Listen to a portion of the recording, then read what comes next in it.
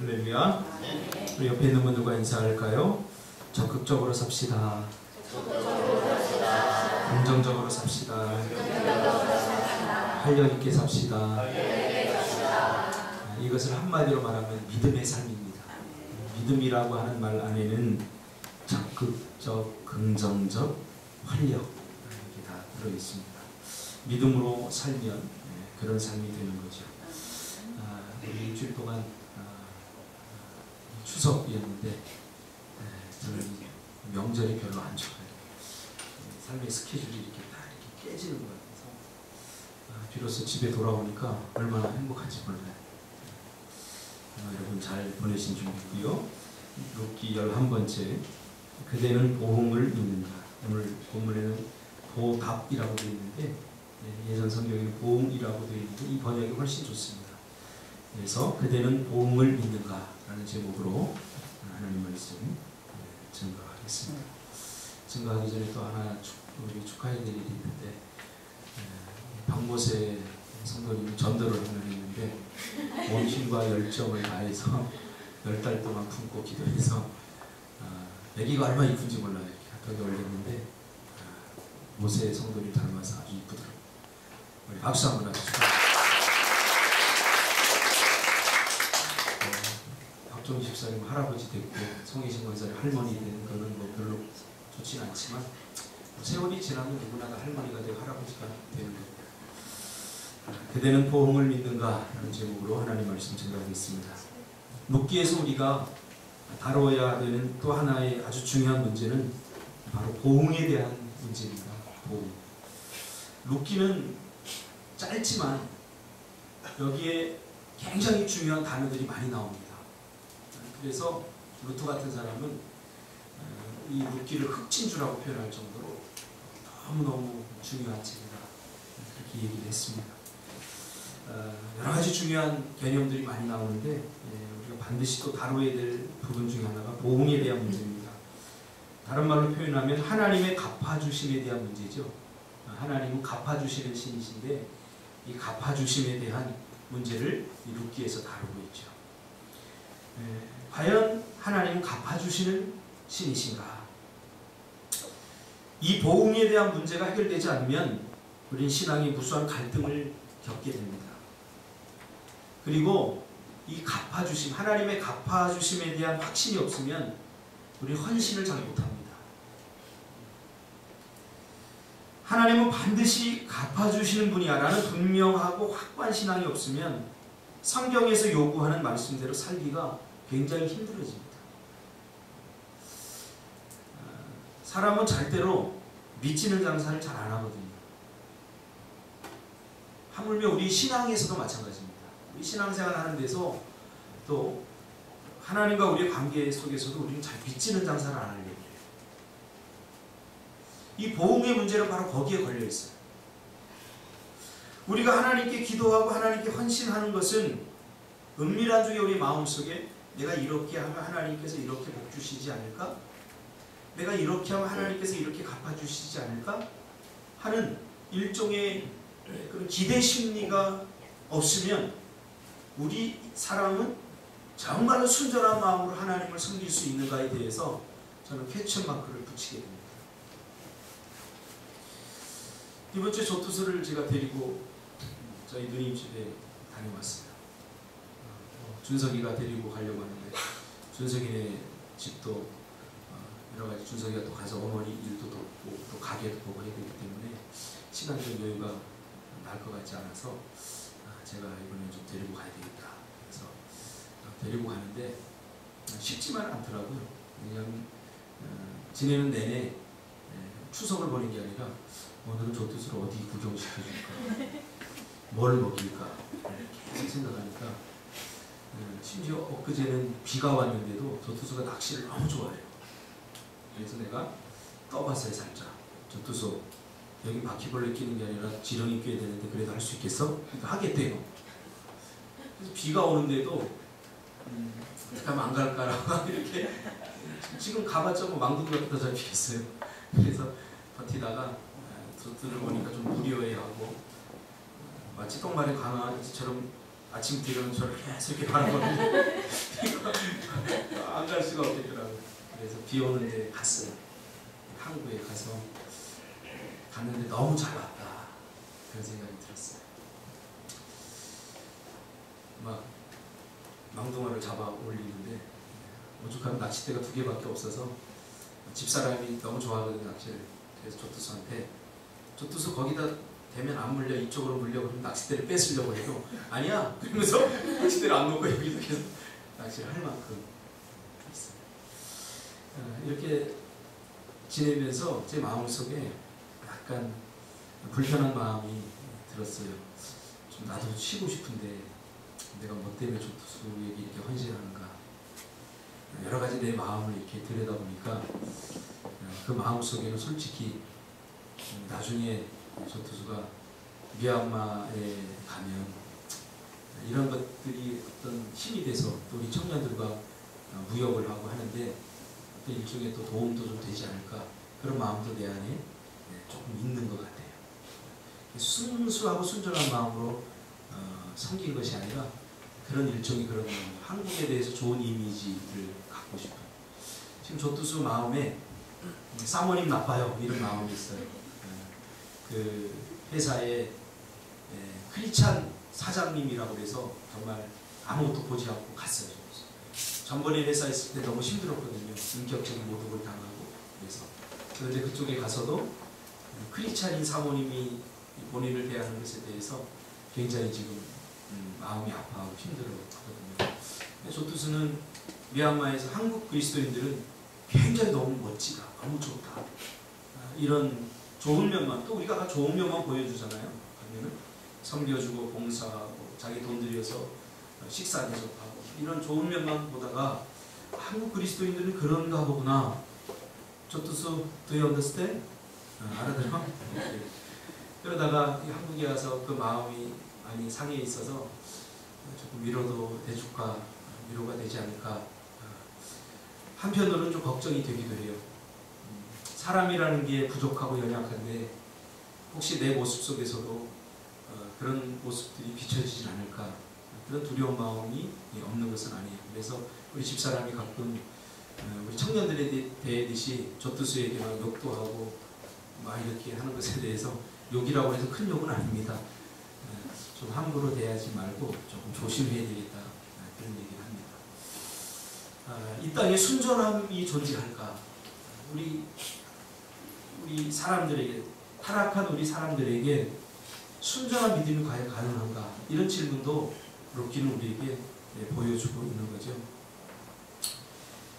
어떤 이유로든 명분이 있어야 움직이는 것이 바로 우리 사람 아닙니까? 정말 헌신적인 사람은 둘 중에 하나입니다. 아주 완벽하게 거듭난 사람이든지 아니면 아주 잘 속이는 사람이든지, 둘 중에 하나. 제가 예전에 저희 집사람이 어린이집을 운영을 했습니다. 어린이집을 운영하는데 어떤 아이가, 정말 착한 아이가 하나 있어요. 이 아이는 간식을 주면 꼭 다른 사람에게 먼저, 다른 친구에게 양보를 합니다. 옆에 있는 친구가 나 줘 그러면 그 친구에게 줍니다. 양보를 합니다. 그래서 제가 가만히 기특해서, 제가 이 간식 담당하고 이렇게 나눠줄 때 기특해서 그 친구에게 간식을 하나씩 더 줘요. 숨겨놨다가. 야, 걔가 좀 혀가 짧거든요. 좀 이리 와 해가지고 이렇게 하나씩 더 줘요. 한 번은 이 간식을 이렇게 딱 분배를 하는데 한 사람은 한 1인당 2개씩 돌아가는데 한 사람은 하나밖에 안 돌아갈 것 같아요. 그래서 한 개 모자랄 것 같아서 그 아이에게 야, 너 성빈아 너 양보해 그랬더니 선뜻 양보를 하더라고요. 이 친구가 양보를 하고 옆 친구에게 주더라고요. 자기는 한 개가 되는 거예요. 근데 이 간식이 공평하게 안 돌아가는 걸 나밖에 몰라요. 이 친구는 아직 모르는 거죠. 간식을 나눠줬으면 먹어야 되는데 안 먹고 자꾸 나를 쳐다봐요. 이 친구가 이렇게 자꾸 쳐다봐요.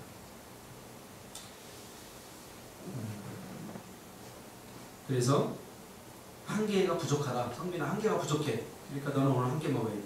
그랬더니 자기가 옆 친구에게 줬던 거 얼른 뺐더라고요.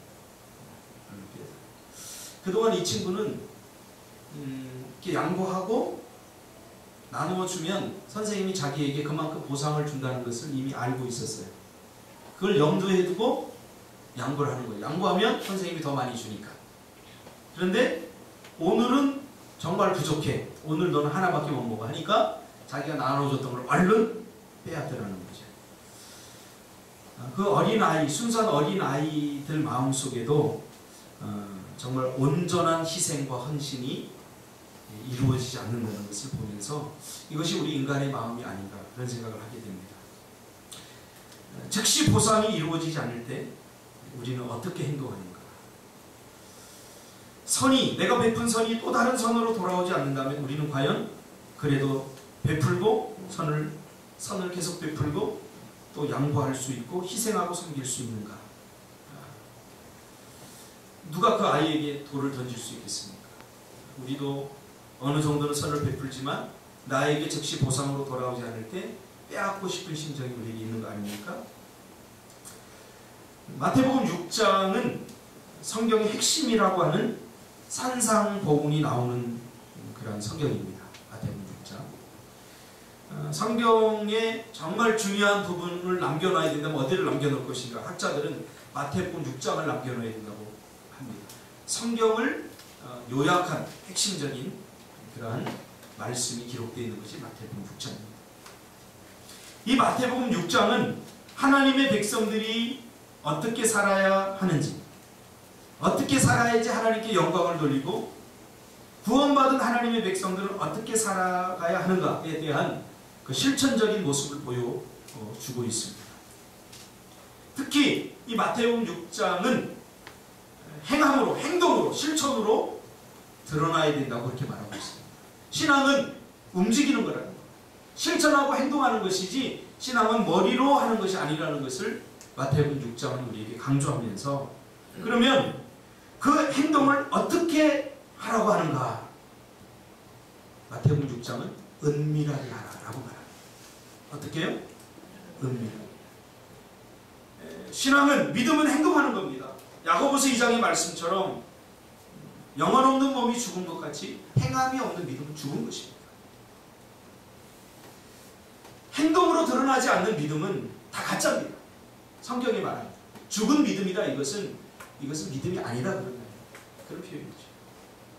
그런데 그 행동을 어떻게 하라고 하느냐 하면 마태복음 6장에서는 보이지 않게 은밀하게 하라고 이야기하고 있습니다. 1절에 보면 사람에게 보이려고 그들 앞에서 너희 의를 행하지 않도록 주의하라는 것도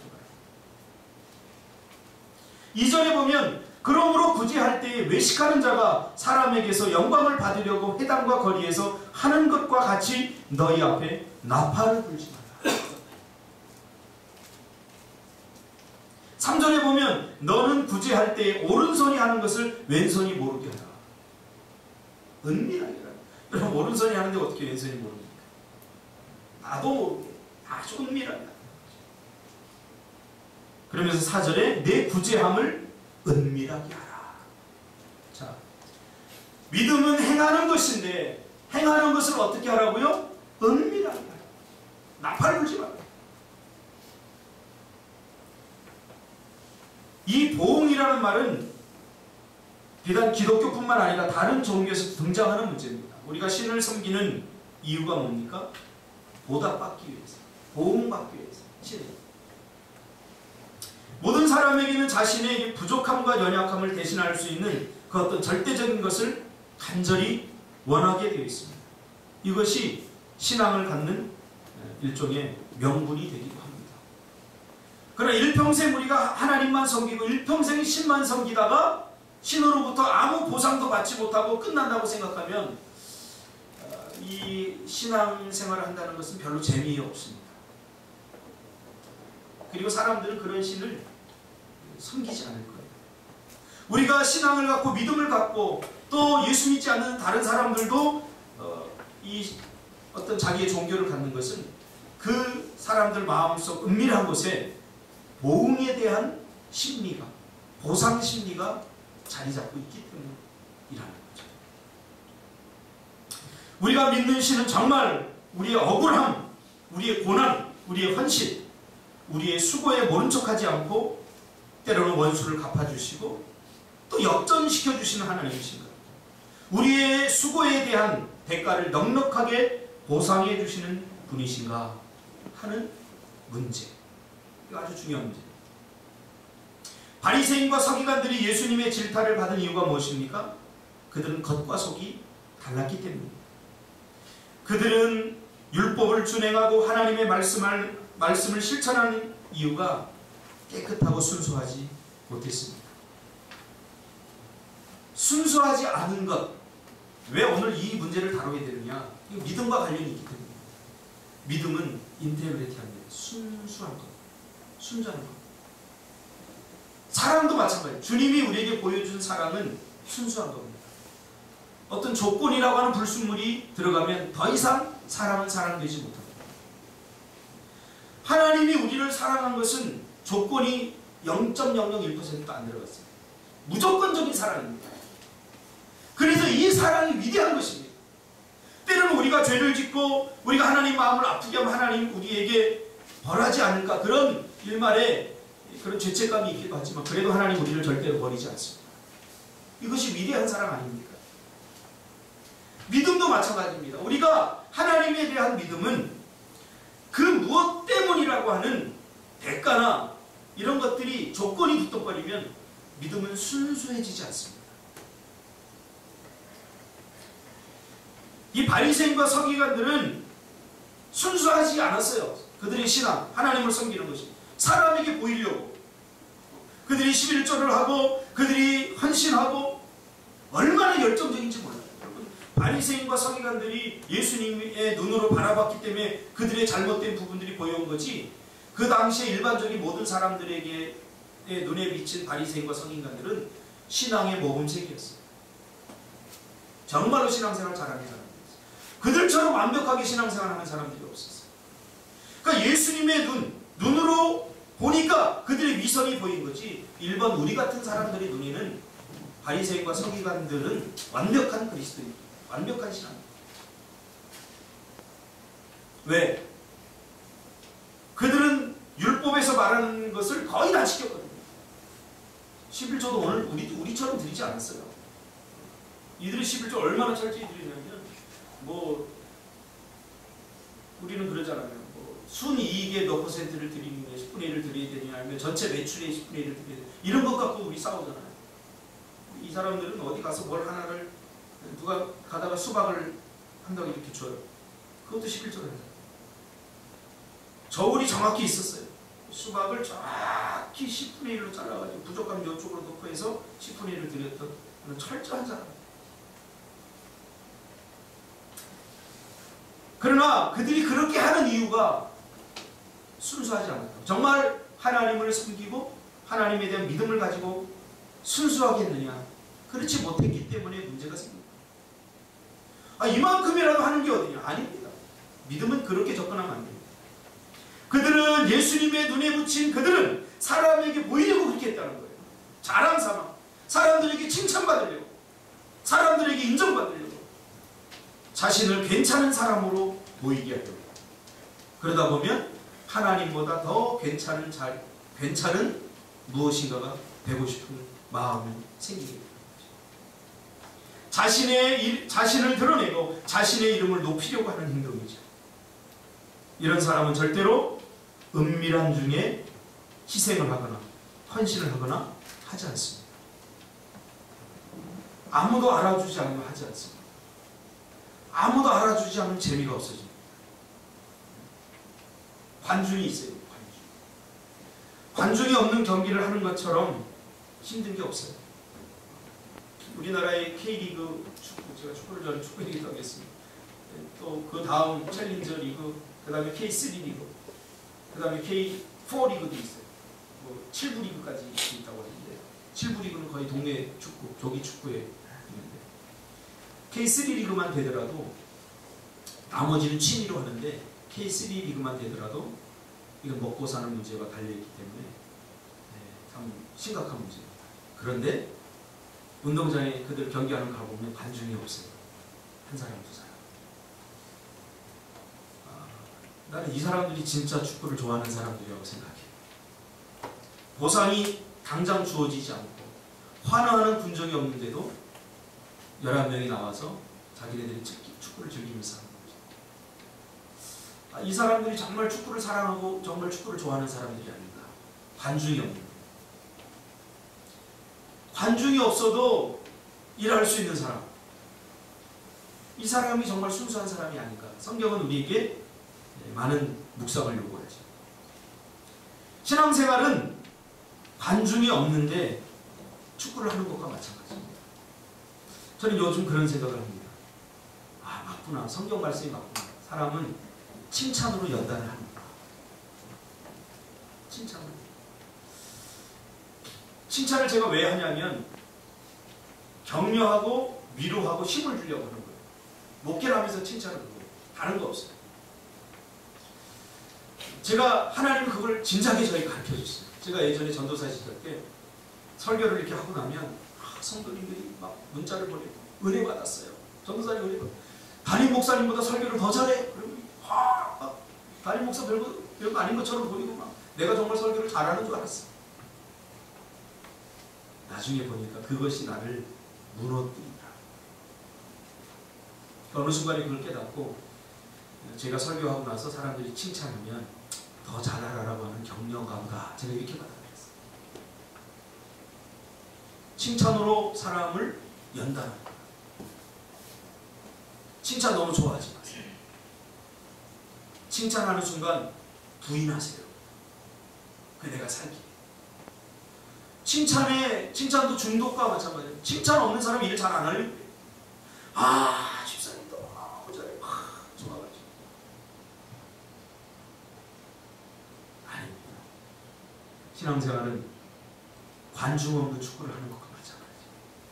외로워요. 목사님 왜 오늘 자꾸 본문과 전혀 다른 이야기, 아니 본문의 이야기에 얘기지. 성경은 참 믿음이란 은밀한 중에 행하는 것이다 라고 말하고 있습니다. 오늘 룻의 이야기를 하고 있는 거죠. 룻도 그 얘기를 하고 있는 거예요. 오늘 본문 12절은 보아스의 기도입니다. 기도의 내용입니다. 기도의 내용 중에 특별히 어떤 기도냐면 축복의 기도를 하는 거예요. 보아스가 룻을 딱 보니까 자기가 이야기 들었던 그 여인이거든요. 그래서 가슴이 뜨거워지는 거예요. 그래서 이 여인을 향해서 축복의 기도를 해주고 싶은 거예요. 보아스가. 그래서 보아스가 룻을 보자마자 그를 향해서 축복의 기도를 해주는 내용이 바로 12절의 내용입니다. 보아스는 룻이 행한 일을 은밀한 중에 행했다라고 확신하게 되는 거죠. 은밀한 중에 행하는 자에게 약속하신 하나님의 축복, 즉 보응에 대해서 그래서 기도를 해주고 있는 거죠. 룻을 향한 보아스의 축복입니다. 네가 은밀한 중에 너의 시어머니에게 한 것을 하나님이 나로 하여금 듣게 했다 그 말이에요. 들었다 그 말은 하나님이 나로 하여금 듣게 했다. 이 말은 내가 제정신으로는 들을 수 없는데, 정상적으로는 들을 수 없는데 하나님께서 나에게 듣게 하셨어. 누구의 이야기를? 멀리 떨어져 있는 이방 땅에 그 여인에게, 한 가족에게 일어난 그 일을 하나님께서 보아스로 하여금 듣게 하셨다. 이게 은혜 아니겠습니까? 그런데 보아스의 마음에 감동이 오는 게 뭐냐면 은밀한 중에 네가 행했다는 것을, 하나님이 그것을 이미 아셨다는 거예요. 보아스도 룻에게 이렇게 축복하는 이유가 있는데 바로 11절에 나오죠. 보아스가 그에게 대답하여 이르되 내 남편이 죽은 후로 내가 시어머니에게 행한 모든 것과 내 부모와 고국을 떠나 전에 알지 못하던 백성에게로 온 일이 내게 분명히 알려졌느니라. 어떻게 알려졌어요? 하나님이 알게 하신 거예요. 그것은 하나님이 이미 알았다는 것을 말합니다. 정말 놀라운 일 아닙니까? 누구에게 떠벌리고 다닌 적도 없고 광고한 적도 없는데 이미 보아스는 룻이 은밀한 중에 행한 모든 일을 알고 하나님께 청원하고 축복하는 겁니다. 하나님 아시죠?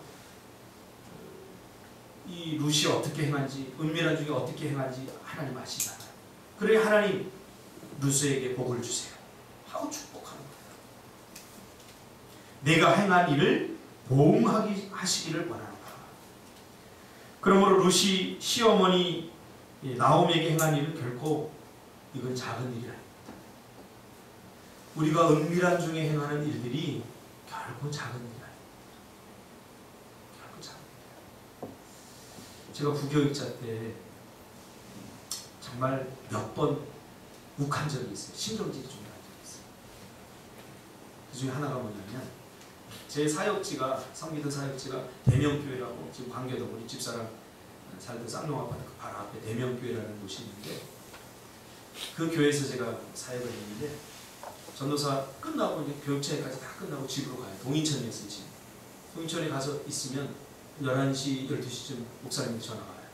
전도사 에어컨이 안 꺼졌는데 그럼 마음속에 욱해요. 쏘아. 그래서 어쩌라고. 당신이 더 가까우니까 당신이 끄면 되잖아. 맞지 않습니까? 목사님이 가까이 있는데 목사님이 끄시면 되지. 그럴 수도 있지. 실수할 수도 있지. 왜 그걸 나한테 전화를 하는 거지?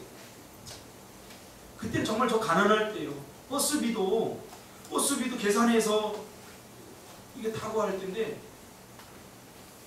어떨 때 정말 새벽 1시에 전화해요. 전등이 꺼졌는데. 쏘가. 그래서 어쩌라고 당신이 사다 가르치죠. 갔어요. 가면 진짜 에어컨을 안 끄셨어 목사님. 제가 에어컨을 그렇게 몇 번을 어떨 때는 에어컨, 어떨 때는 선풍기, 어떨 때는 불 몇 번을 제가 그렇게 하고 나서 하나님이 깨달음을 주셨어요. 이제 불평하지 말자 이 일을 하는데 맞잖아요. 이거를 다 보고 둘러보고 에어컨 꺼졌나 불 꺼졌나 안 보고 이게 누가 껐다고 해서 누가 야 박형석 에어컨 껐어 와 박수 소리를 한 사람도 없어요. 누가 불 껐다고 이거 뭐 야 너 대단하다 그런 사람 하나도 없어요. 저번 주에 친구들하고 제주도 갔는데 김성찬 목사 그런 얘기 웃으면서 우리 성령 장로가 많이 컸어. 우리 키는 원래 컸잖아 성령이. 동감차만 얘기하니까 항상 제일 먼저 오고 항상 제일 나중에 가서 뭐 떨어진 거 하나 있으면 다 빗자루로 쓸어서 담고 에어컨 꺼졌나 불 꺼졌나 항상 보고 점검하고 그리고 나중에 가. 누가 그거 보지 않아요. 그러나 목사의 눈에는 다 보이거든요. 그 목사의 눈에만 보일까요? 하나님의 눈에 다 보여요. 여러분 작은 것이 결코 작은 게 아니니까요. 하나님 나라에서는 하나님 나라는 작게 시작해서 커지는 거지. 여러분 욕심을 버리세요. 큰 사람이 되기를 원합니까? 작은 것도 못하면서 무슨 큰 사람이 되기를 원해요. 작아져야 돼요. 아까 준석 집사가 낮은 자의 하나님이라고 했는데 틀린 말이에요. 낮아진 자의 하나님. 낮아진 자의 하나님. 마태복음 25장 31절에 45절 너무 좋아요. 이 성 우리 한번 다 같이 찾아서 읽어볼까요?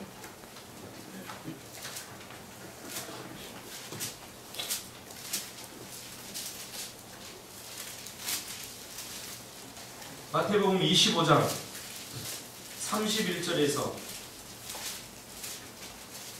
45절 이건 그대로 한 편의 설교입니다. 우리 한번 읽어보겠습니다. 다 같이 너무 좋은 말씀이 있으면 함께 합독으로 큰 거. 마태복음 25장 31절 45절 시작. 인자가 자기 영광으로 모든 천사와 함께 올 때에 자기 영광의 보좌에 앉으리니 모든 민족을 그 앞에 모으고 각각 구분을 목자가 양과 염소를 구분하는 것 같이 하여 양은 그 오른편에 염소는 왼편에 두리라. 그때 임금이 그 오른편에 있는 자들에게 이르시되 내 아버지께 복받을 자들이여 나와 창세로부터 너희를 위하여 예비된 나라를 상속하리라. 내가 줄일 때에 너희가 먹을 것을 주었고 목마를 때에 마시게 하였고 나그네 되었을 때에 영접하였고 헐벗었을 때에 옷을 입혔고 병들었을 때에 돌아왔고 옥에 갇혔을 때에 와서 보았느니라. 이에 의인들이 대답하여 이르되 주여 우리가 어느 때에 주께서 줄이신 것을 보고 음식을 대접하였으며 목마르신 것을 보고 마시게 하였나이까? 어느 때에 나그네 되신 것을 보고 영접하였으며 헐 벗으신 것을 보고 옷 입혔나이까? 어느 때에 병드신 것이나 옥에 갇히신 것을 보고 가서 배웠나이까 하리니 임금이 대답하여 이르시되 내가 진실로 너희에게 이르노니 너희가 여기 내 형제 중에 지극히 작은 자 하나에게 한 것이 곧 내게 한 것이니라 하시고 또 왼편에 있는 자들에게 이르시되 저주를 받은 자들아 나를 떠나 마귀와 그 사자들을 위하여 예비된 영원한 뜰에 들어가라. 내가 줄일 때에 너희가 먹을 것을 주지 아니하였고 목마를 때에 마시게 하지 아니하였고 나그네 되었을 때에 영접하지 아니하였고 헐 벗었을 때에 옷 입히지 아니하였고 병들었을 때와 옥에 갇혔을 때에 돌보지 아니하였느니라 하시니 그들도 대답하여 이르되 주여 우리가 어느 때에 주께서 줄이신 것이나 목마르신 것이나 나그네 되신 것이나 헐 벗으신 것이나 병드신 것이나 옥에 갇히신 것을 보고 명령하지 아니하더이까? 이에 임금이 대답하여 이르시되 내가 진실로 너희에게 이르노니 이 지극히 작은 자 하나에게 하지 아니하는 것이 곧 내게 하지 아니하는 것이니라 하시니 그들은 영광에 의인들은 영생에 들어가라 하시니라. 아멘. 그들에가 이해되지 않습니까? 예수님께서 마지막 심판날에 오셔서 의인과 악인들에 대해 심판하실 때 그 기준이 무엇인가를 말씀해 주신 거죠. 이 심판은 지금도 일어나고 있습니다. 현재 이것은 마지막 예수님이 오실 때 일어날 최후의 심판이지만 이 심판은 오늘날도 우리에게 나타납니다. 그래서 하나님께 은밀한 중에 행하신 자들에게 하나님께서 은밀한 중에 보상을 하시는 거죠. 또 은밀한 중에 악을 행한 자들에게 거기에 합당한 벌을 하나님께서 내리는 거죠. 그러니까 오늘 본문은 예수님이 다시 재림지로 오실 마지막 심판 때의 이야기지만 이 심판은 그때만 일어나는 것이 아니라 지금도 계속해서 산발적으로 우리에게 일어나고 있다는 것을 보여주고 있는 것입니다. 하나님은 바로 이렇게 순수한 믿음을 가진 자에게 보응하는 거죠. 내가 이렇게 헌신하고 내가 이렇게 희생하고 그것에 대한 대가나 어떤 보상이 즉시 당장 주어지는 것에 대한 기대감을 가지고 봉사하고 헌신하는 것은 순전한 믿음이 아닌 거죠. 그렇죠? 하나님께 인정받을 수 없는 믿음인 거죠. 정말 순전한 믿음은 내가 뭔가 투자를 하고 뿌렸는데 그것이 돌아오지 않더라도 하는 거예요. 그래서 하필이면 고아인 거죠. 그래서 하필이면 가부인 거죠. 여러분, 고아와 가부는 내가 뭐를 이렇게 베풀면 그 사람들은 나에게 즉시 보상해 줄 수 있는 능력이 없는 사람들이에요. 어려움과 공궁에 처한 자들. 오늘 이 시어머니 나오미가 룻이 그렇게 충성해 준다고 해서 시어머니가 룻에게 어떤 보상을 해줄 수 있는 능력이 되나요? 절대 안 됩니다. 절대 돌아오지 않아요. 우린 누구에게 자장면을 사줍니까? 내가 오늘 쏘면 다음에는 그 친구가 쏠 수 있는 사람에게 자장면을 쏘지 않습니까? 내가 저 사람에게 자장면을 사주는데 무한대로 저 사람에게 사줄 수 있는 그렇게 넉넉한 마음을 가진 사람이 많지 않아요. 그럼 믿음은 다르다는 거죠. 믿음은 그 사람에게 보상을 기대하는 것이 아니라 은밀한 중에 보시는 하나님이 있기 때문에 우리가 그 보상에 대한 기대보다는 믿음으로 행하는 거죠. 왜? 말씀이 그렇게 하라고 했으니까. 이것이 순전한 믿음입니다. 보상을 바라는 게 아니라 하나님께서 말씀을 통해서 가난한 자와 고아와 가부와 곤궁에 처한 자를 도우라 라고 했으니까 하는 거지. 보상을 바라는 거 하는 거 아니라. 오늘 룻이 그랬다는 거. 룻의 믿음이 위대한 것이 바로 여기 있습니다. 나오미가 무슨 보상을 합니까 지금? 자기도 지금 생존하기 힘든데 무슨 나중에 보상을 해줄 수 있겠습니까? 이미 나오미는 다 고백했어요. 나 너희들 보상해 줄 수 없으니까 떠나라. 그래서 오르반은 떠났어요. 그러나 룻은 떠나지 않았다는 거예요. 왜? 하나님의 말씀대로 할 수밖에 없었다는 거죠. 하나님의 말씀대로 하기로 결단한 거죠. 이 여인에게 내가 당장 뭔가 충성하고 보상을 뭔가 열심을 다해 섬기더라도 이 여인에게 내가 보상을 받을 수 없다는 걸 알면서도 하는 것. 이것이 순전합니다. 많은 그리스도인들이 사실 즉각적인 보응이 이루어지지 않으므로 이 보응의 원리를 잊고 살 때가 많습니다. 특히 한국교회는 보응신학이 사라져버렸습니다. 자기 열심으로 뭔가를 자꾸 하려고 해요. 하나님이 대신 갚아주시고 하나님이 대신 은밀한 중에 보셔서 하나님께서 해결해 주시고 하는 이 보응신학이 사라져버렸습니다. 과거에 우리 한국교회는 이 보응신학이 살아있었어요. 그래서 평일날도 가보면 이 강대상을 권사님들이 막 닦았어요. 단순했어요. 왜 닦아요? 강대상 닦죠. 어떤 목사님이 설교를 했는데 뭐 돈도 드릴 게 없으면 몸으로라도 드리라고 그래가지고 내가 뭐 다리 관절염하고 아무것도 못 움직이는데 이 강대상이라도 닦으려고 한다. 그리고 닦았어요. 이게 낮아진 마음이에요. 이게 가난한 마음이에요. 우리는 큰 것이 아니면 하나님이 받지 않는다고 생각해요. 웬만한 큰 헌신 아니면 잘 하지 않으려고 해요. 큰 것들은 잘하는데 덩치가 큰 것들은 잘하는데 작은 것을 소홀히 해요. 보응은 일방적인 하나님의 은혜입니다. 그리고 우리 꿈틀교회 성도들 보응신학이 회복됐으면 좋겠습니다. 하나님 분명히 말하고 있잖아요. 아무도 보지 않았어요. 아무도 알아주지 않은 그 은밀한 모압 땅 은밀한 곳에서 일어났던 일을 하나님께서 다 보시고 그리고 보아스를 통해서 역사하신다는 거죠. 하나님 갚아주시는 하나님입니다. 저는 요즘 그 하나님의 갚아주심을 많이 느끼고 경험합니다. 이번 부정 해설할 때 전화 몇 통을 제가 받았는데 저는 사실 많이 못했어요. 선배 목사님들이 못했는데 선배 목사님 두 분께 제가 전화를 받았어요. 한 분은 교회 개척을 하고 정말 오래되셨는데 성도들이 없어서 제가 안타까워서 갈 때마다 차비하시라고 제가 5만 원씩 10만 원 주면 정말 아깝죠. 저도 없는데 이렇게 주면서도 떨면서 줬어요. 이거면은 뭐 할 수 있는데 말 수 있는데 그러면서 줬는데 나보다 나이가 10살이나 더 많은 분이 전화를 해서 박 목사님 추석 잘 세세요 그러는데 제가 몸둘 바를 못해요. 마치 하나님께서 저를 위로하는 소리처럼 들렸어요.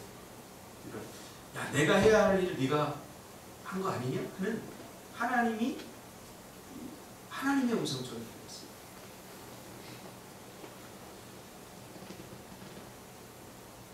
이 보응을 허락하시는 분은 하나님이시지만 갚아주시는 분은 하나님이지만 그 보응을 믿고 아주 순전한 마음으로 다시 돌아오거나 다시 뭔가 유익을 얻지 못할 사람과 그런 일들에 대해서 오직 하나님의 말씀에 의지하고 때로는 손해보는 것 같고 일방적인 희생과 헌신을 해야 하는 것이죠.